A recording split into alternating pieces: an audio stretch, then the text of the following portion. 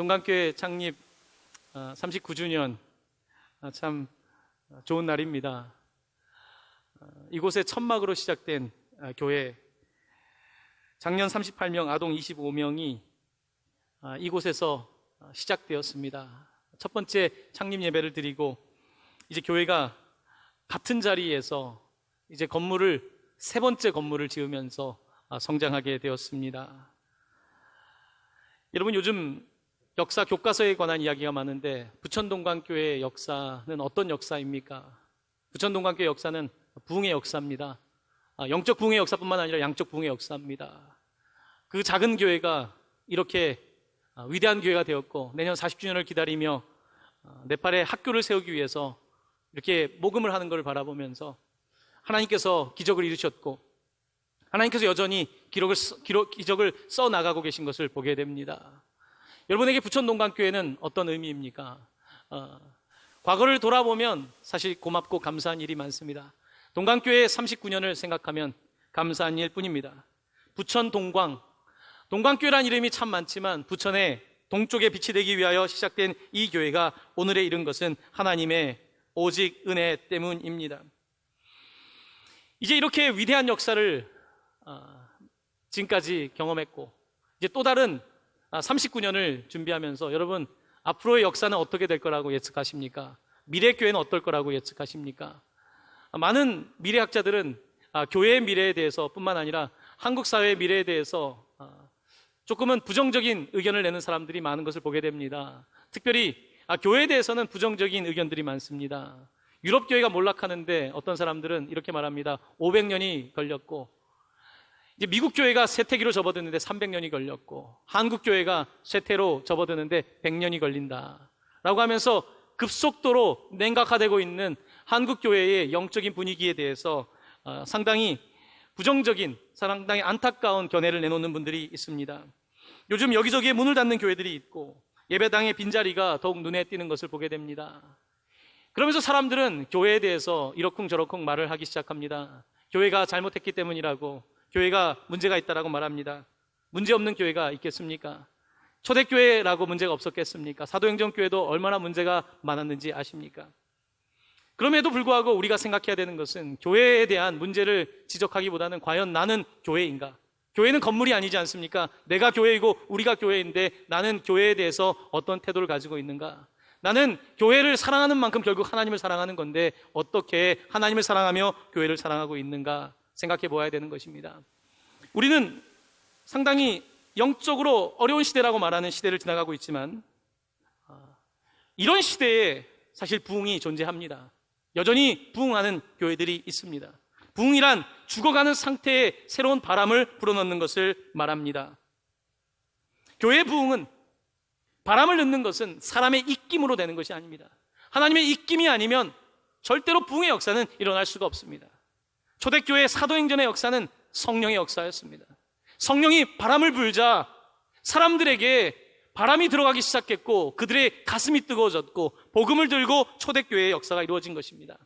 39년 전에 시작된 천막교회 성도들도 마찬가지였습니다. 이 자리에 개척자 장로님들도 계십니다. 바로 이 교회를 시작할 때 그 마음은 바로 천막에서 시작하지만 하나님께서는 교회를 천막이 아니라 위대한 역사로 이끌 것을 믿었기에 하나님께서 그곳에 성령을 보내주셨고 놀라운 일들이 일어났던 것입니다. 초대교회, 동강교회 초대교회 때 참 많은 기적이 있었다는 이야기를 전해 들었습니다. 참 많은 기적들, 생각하지 못했던 일들, 질병이 낫는 일들이 교회 곳곳에 있었다는 이야기를 전해 들었습니다. 이것이 바로 부흥의 역사의 중요한 시발점이 되었던 것입니다. 하지만 요즘 우리는 어떻습니까? 우리가 경제적으로 잘 살게 되면서 세상에 대한, 돈에 대한 목마름은 있지만 하나님에 대한 목마름은 잊어버린 것이 아닙니까? 교회의 부흥은 다른 것이 아닙니다. 교회의 건물이 아닙니다. 교회의 프로그램이 아닙니다. 교회의 부흥은 바로 우리가 하나님을 사랑하는 그 사랑의 목마름 때문에 더 그를 사랑하기에 우리를 드리는 것이 바로 부흥의 시작이며, 하나님께서는 하나님을 사모하는 자들에게 성령을 약속하셨습니다. 우리는 그러므로 이 시대를 살아가며 다시 영적으로 하나님에 대한 목마름을 가지고, 단지 목마름을 느끼는 수준을 넘어서서 하나님을 갈망해야 되는 것입니다. 하나님을 desire, 하나님을 욕망해야 되는 것입니다. 이 단어를 세상에 빼앗겨서 세상의 욕망이 아니라 하나님을 욕망하는, 하나님께서 인간에게 주신 기본적인 영적인 그와 같은 목마름 갈증을 가지고 나아가야 되는 것입니다.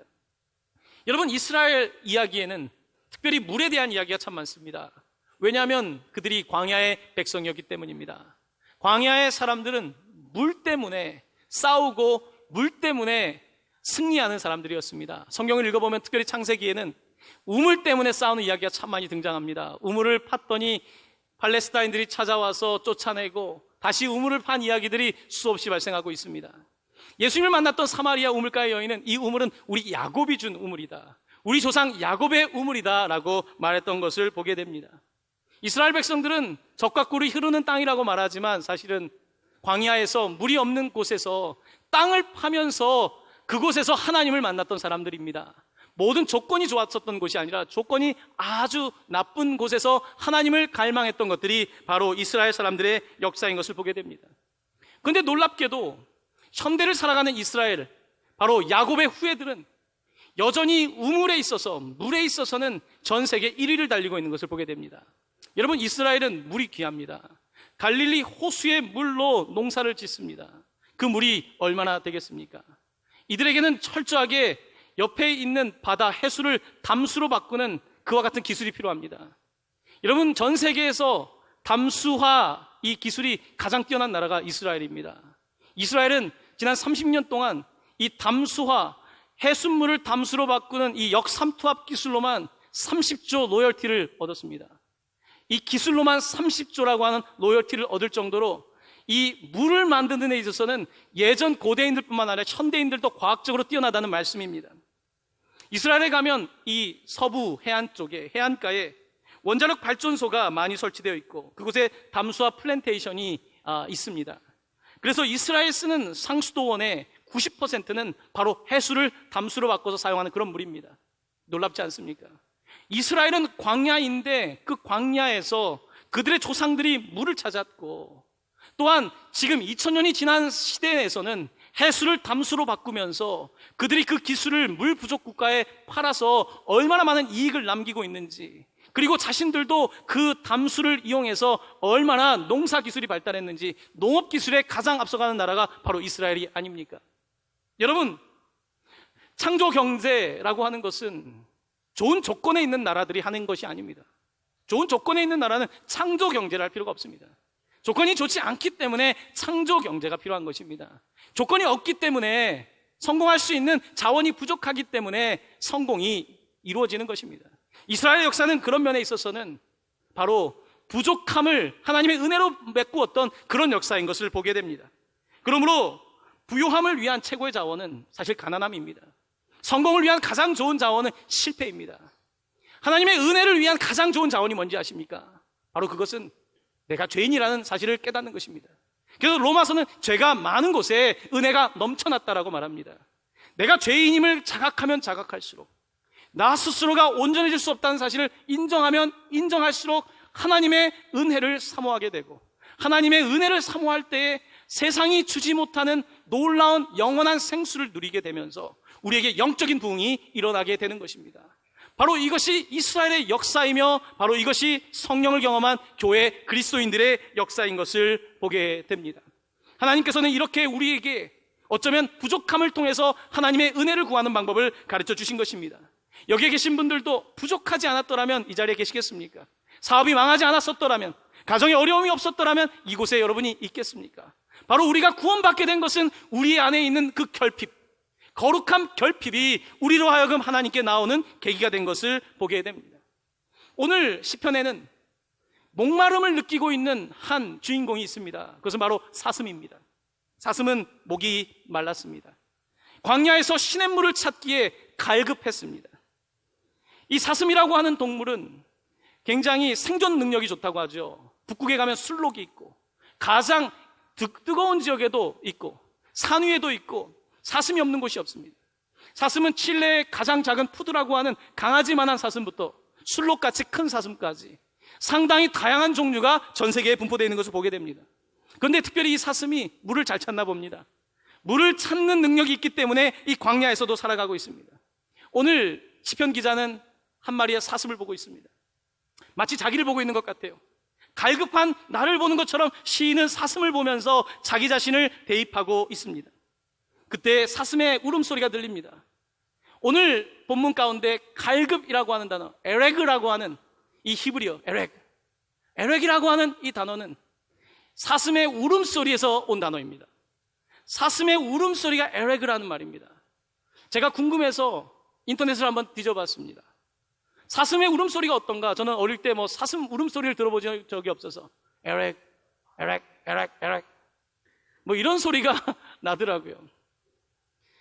소리를 음차해서 만든 단어입니다. 여러분, 사슴이 갈급한 것입니다. 여기서 이 에렉이라고 하는 말은 운다는 뜻입니다. 목이 말라서 울고 있는 것입니다. 갈급함으로 울고 있는 것처럼, 목마른 사슴이 주님을 찾아 울고 있고 갈급한 것처럼 내 영혼이 주를 찾기에 갈급합니다. 나도 울고 싶습니다. 주님 어디 계십니까? 라고 하는 시인 것입니다.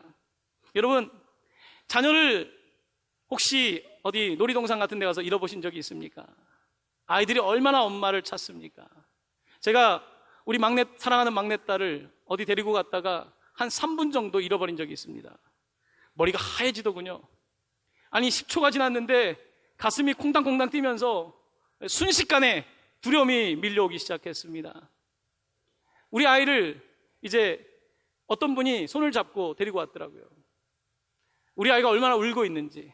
에렉 사슴이 아니니까 이렇게 울진 않았고 엄마 하고 울었죠.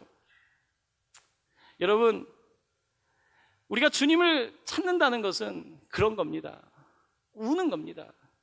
하나님은 그래서 눈물을 아주 기쁜 제사로 받으십니다. 하나님을 그렇게 갈망하는 사람들의 모습을 하나님은 정말 살아있는 제사로 받아주시는 것입니다. 여러분, 혹시 하나님을 잃어버린 거 아닙니까? 어딘가에서 하나님을 잃어버리고 살고 있지 않습니까? 중간에 하나님께 나아가는데 유괴범 아저씨가 나타나서 사탕 준다고 꼬시니까 따라가고 있지 않습니까? 어떤 아줌마가 나타나서 돈 주니까 따라가는 거 아닙니까? 여러분, 하나님께 나아가는데 유괴범들이 참 많습니다. 키드냅하는, 중간에서 손을 채가는 나쁜 우상들이, 세상의 것들이 우리가 하나님께 목말라서 하나님에 대한 갈망을 해야 되는데 중간에 우리를 낚아채는 것입니다. 하나님은 대체 가능한 존재가 아닙니다. 엄마를 대체할 존재가 세상에 있겠습니까? 아빠를 대체할 세상에 존재가 있겠습니까? 우리를 만드신 하나님을 대체할 존재가 세상에 있겠습니까? 하나님은 그와 같이 우리가 목말라 해야 되는 가장 소중한 존재인 것입니다. 사랑하는 성도 여러분, 주님으로 목마르시길 바랍니다. 주님을 갈망하시길 바랍니다. 그 갈망 가운데 하나님께서 은혜를 주시고 사슴이 먹는 시원한 물 같은 생수를 허락해 주시는 것입니다. 찰스 스펄전 목사는 오늘 본문은 다윗이 썼다라고 말하고 있지 않지만 이 시를 아마 다윗이 노래했을 거라고 말하면서 이 사슴과 다윗의 삶을 비교하고 있습니다. 다윗이라는 사람이 이제 어려운 때를 지나서 왕이 되지 않습니까? 그가 왕으로서 잘 나가지만 바세바와의 죄를 범하게 되고 또한 마지막에 가서는 그의 아들인 압살롬이 쿠데타를 일으키게 됩니다. 쿠데타를 일으키게 되면서 이제 다윗은 예루살렘을 피난해서 도망을 가야 되게 됩니다. 그가 어디로 도망가겠습니까? 예루살렘을 벗어나면 당연히 광야이지요. 그가 광야로 도망을 친 것입니다. 아들을 피해서 권력을 빼앗기고 도망을 쳐서 사슴 한 마리를 보고 있는 것입니다. 그러면서 그는 시인 아닙니까? 노래를 만드는 송라이터 아닙니까? 그가 이 사슴을 보면서 노래하고 있는 것입니다.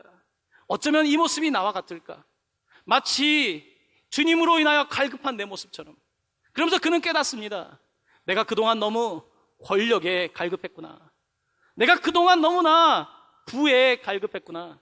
내가 너무나 지금까지 세상에 갈급했구나. 이 모든 것을 주신 하나님을 잊고 내가 그렇게 살았구나. 그는 광야에서 다시 깨닫게 됩니다. 그가 사울을 피해서 광야로 도망 다닐 때 지나다녔던 그 광야를 인생에 다시 한번 가게 되면서 그 자리에서 하나님의 은혜를 갈망하는 모습일 것이다 라고 찰스 스펄전 목사는 설명하고 있습니다. 여러분, 다윗은 이제 다시 무너졌던 예배의 자리로 돌아옵니다. 무너졌던 예배의 자리로 돌아와 주님, 갈급합니다. 사슴처럼 울고 싶습니다 라고 말합니다. 그가 유대 광야를 도망 다닐 때 썼던 시가 있습니다. 시편 63편 1절입니다. 우리 한번 한 목소리로 봉독하도록 하겠습니다. 하나님이여, 주는 나의 하나님이시라. 내가 간절히 주를 찾되 물이 없어 마르고 황폐한 땅에서 내 영혼이 주를 갈망하며 내 육체가 주를 앙모하나이다. 아멘. 지금 다윗은 광야에서 내 영혼이 육체가 주를 갈망하며 앙모한다라고 고백했던 것처럼 다시 예배 자리로 다가와 다시 하나님을 찾고 있습니다. 다윗은 오늘 읽은 말씀 4절 가운데 놀라운 예배의 장면을 회상하는 장면이 있습니다. 그가 불렀던 예루살렘에서의 노래, 그가 하나님께 불렀던 놀라운 찬양의 그때를 기억하면서 이제 한 마리의 사슴을 보면서 그때를 생각하는 그 장면이 4절에서 펼쳐지고 있는데요. 우리 한번 4절 말씀을 한 목소리로 또 한번 봉독하도록 하겠습니다. 내가 전에 성의를 지키는 무리와 동행하여 기쁨과 감사의 소리를 내며 그들을 하나님의 집으로 인도하였더니 이제 이 일을 기억하고 내 마음이 상하는도다. 아멘. 지금 다윗은 내가 예루살렘에서 지켰던 그 바로 안식일의 성일의 예배, 사람들과 동행하며 불렀던 그 기쁨의 노래, 오늘 이 시를 부르는 사람들은 우리가 예전에 불렀던 그 노래를 기억하면서 이제 그 일을 기억하니까 마음이 상한다고 고백하고 있습니다. 여러분, 우리도 예배 자리를 기억해야 합니다. 내가 주님께 두 손 두 발 다 들었던 그 예배, 내가 눈물 콧물 쑥 뺐던 그 예배, 그 예배의 자리를 기억하면서 마음이 상하는 것입니다. 언제부터 내가 이렇게 강팍해졌을까? 내가 언제부터 이렇게 영적으로 무딘 사람이 됐을까? 세상에서는 이렇게 아둥바둥하면서 하나님을 잊고 있는 내 존재에 대하여 마음이 상한 지금 시편 기자처럼 우리도 그렇게 마음이 상해야 되는 것입니다. 바로 그렇게 마음이 상할 때, 주님을 찾고 있을 때에 비로소 이제 물을 찾게 되는 거죠. 하나님께서 주시는 영적인 목마름을 해결하는 놀라운 근원을 발견하게 되는 것입니다. 그러므로 때때로 고난은 우리에게 은혜입니다. 고난이 아니면 어떻게 다윗이 하나님을 다시 만나겠습니까? 고난이 아니면 여기 계신 여러분들이 어떻게 하나님께 다시 나오겠습니까? 고난은 하나님의 사인입니다. 시그널입니다. 내가 너를 만나고 싶다는 시그널이 고난입니다. 고난의 자리가 아니면 하나님과 사귀지 않는 인간의 근본적인 하나님을 거역하는 본성 때문에 고난 받을 때에 비로소 하나님을 찾는 우리를 하나님께서 시그널로 보내시면서 고난의 때에 나를 발견하라고 다시 부르고 있는 것입니다. 사랑하는 성도 여러분, 요즘 고난당하는 분들이 참 많습니다. 고난당하는 분들을 보면서 여러분 무엇을 할 수 있겠습니까? 단지 그들이 이 기회를 통해서 다시 주님을 만나는 것, 그것만 기다리지 않겠습니까? 어떤 성도님이 이제 배우자가 병원에 입원해 있습니다.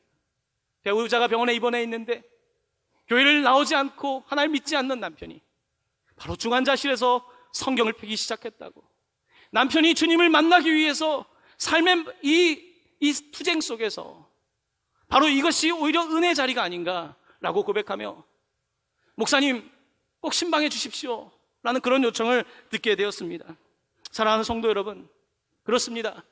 오늘 목마른 사슴처럼 여러분에게도 그 목마름이 필요합니다. 그 갈망이 필요합니다. 그 갈망만이 우리의 이 갈증을 해소해 주기 때문입니다. 우리 하나님만이 우리의 문제를 해결하시는 분이십니다. 하나님께 나아오십시오. 목마른 사슴처럼 에렉 하면서 여러분 기도의 자리로 나아오십시오. 무너졌던 예배를 다시 세우시며 찬양의 자리 다시 세우시며 다시 거룩한 손을 높이 들고 예배하는 자리에 나올 때에 하나님께서는 우리를 반드시 회복시켜 주시는 것입니다. 오늘 시편 기자는 특별히 마음이 상합니다. 왜냐하면 내가 고난당할 때 사람들이 나한테 쓴소리를 하거든요. 너가 그렇게 해서 그래. 주변에 있는 사람들 심지어 교회 다니니까 더 안 돼. 심지어 배우자가 쓴소리를 합니다. 교회만 다니더니 이게 무슨 일이냐 라는 말을 들을 때에 하나님, 내가 이제 어디로 갑니까? 내가 어디로 피해야 됩니까? 라고 반문하시는 분들이 있지 않습니까? 오늘 시편 기자는 사람들이 내 하나님이 어디 있느냐라고 물을 때에 주야로 밤낮으로 눈물이 내 음식이 되었다고, 눈물밖에는 드릴 음식이 없다라고 고백하고 있습니다. 그때 하나님께서 그의 마음에 찾아오십니다. 절망하고 어디 가서 하소연할 수 없는 영적인 우울증에 빠져있는 이 시편 기자에게 하나님께서 찾아오셔서 이렇게 권면하고 계십니다. 시편 42편 5절 말씀입니다. 5절 말씀은 너무 유명해서 여러 번 반복되는 구절입니다. 본문의 말씀을 한 목소리로 봉독하도록 하겠습니다. 내 영혼아, 내가 어찌하여 낙심하며 어찌하여 내 속에서 불안해하는가. 너는 하나님께 소망을 두라. 그가 나타나 도우심으로 말미암아 내가 여전히 찬송하리로다. 아멘. 오늘 시편 기자는 누구도 위로해 줄 수 없는 마치 물가에 있는 사슴 한 마리처럼 하나님께 나아가 이제 절망하고 있을 때 하나님께서 너 스스로에게 셀프 토크, 너 자신에게 이렇게 말하라는 것입니다. 여러분, 인간은 자기에게 말할 수 있는 존재입니다. 동물은 자기 자신에게 말을 할 수 없습니다. 동물은 본능대로만 움직이지 내가 나를 볼 수 있는 능력이 없습니다. 그래서 인간은 정신분열증에 걸릴 수 있습니다. 정신이 분열될 수 있다는 것은 인간의 생각은 온 가지가 있다는 것입니다. 인간은 다중인격에도 빠질 수 있습니다. 바로 그와 같은 인간에게 하나님께서 뭐라고 하시냐면 내 영혼아, 내가 어찌하여 낙심하며 내 속에서 불안해하는가라고 자기에게 말하라는 것입니다. 하나님의 나가, 하나님의 부르심을 받은 내가 우울증에 빠져있고 절망에 빠져있는 나에게 말하라는 것입니다. 내 영혼아, 어찌하여 낭망하며 내 속에서 어찌하여 그렇게 불안해하는가. 너는 하나님께 소망을 두라. 소망을 두라는 것입니다. 너 자신의 생각과 감정에 빠져있으면 결국은 우울증과 자기 파괴밖에 갈 수 없으니까 하나님께 소망을 두는 길만이, 하나님만이 인생의 문제를 해결하시며 하나님만이 그 궁핍함과 갈급함을 해결해 주신다고 말씀하고 있는 것입니다. 사랑하는 성도 여러분도 여러분 자신에게 말하십시오. 누구도 위로해 주지 않을 때 여러분 자신에게 선포하십시오. 너는 하나님께 소망을 두라. 이렇게 선포하십시오. 그러면 그가 나타나 도우심으로 말미암아 내가 여전히 찬송할 수 있다라고 말씀하고 있습니다.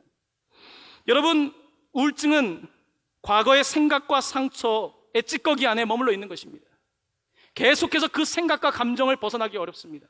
우울증에 걸려있는 사람들 대부분은 그 생각과 감정을 계속 돌게 되어 있습니다. 이것을 벗어날 수 있는 것은 그렇게 쉽지가 않습니다. 오늘 말씀처럼 내가 나에게 말해야 되는 것입니다. 왜 낙심하고 왜 불안해하느냐? 그것은 사탄이 준 것이며 그것은 세상이 준 것이며 그것은 과거에 너를 아픔을 준 사람들이 준 것이지만 하나님은 소망의 하나님이시다. 소망의 하나님, hope, God of hope, 소망의 하나님, 희망의 하나님을 부른다면 바로 그 자리에서 하나님의 찬송하는 놀라운 역사가 일어날 것이라고 말하고 있는 것입니다. 사랑하는 성도 여러분, 영적 부흥이 필요한 시대입니다. 부천동강교회는 39년 동안 놀라운 부흥의 역사를 가지고 지금도 놀라운 역사를 써나가고 있습니다. 하지만 우리의 미래가 어떻게 될지 누구도 장담할 수는 없습니다.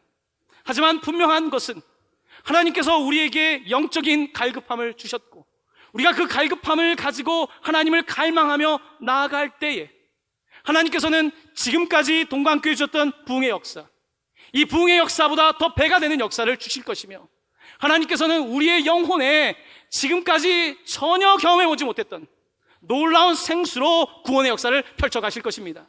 세상이 목이 마를수록 교회의 자리는 더 빛나야 되는 것입니다. 세상이 죄악으로 인하여 더 고통받을 때에 교회는 더욱더 든든히 서서 생수의 근원의 통로가 되어야 되는 것입니다. 세상에 목마른 사람들, 배고픈 사람들이 올 수 있는 교회, 우리가 은과 금을 줄 수 없지만 나사렛 예수 그리스도의 이름을 줄 수 있는 그런 교회로 날마다 거듭나 다가오는 부천동강교회의 미래가 과거의 39년보다 더 기대되는 그와 같은 놀라운 교회가 되기를 예수 그리스도의 이름으로 간절히 축복하며 축원합니다. 아멘.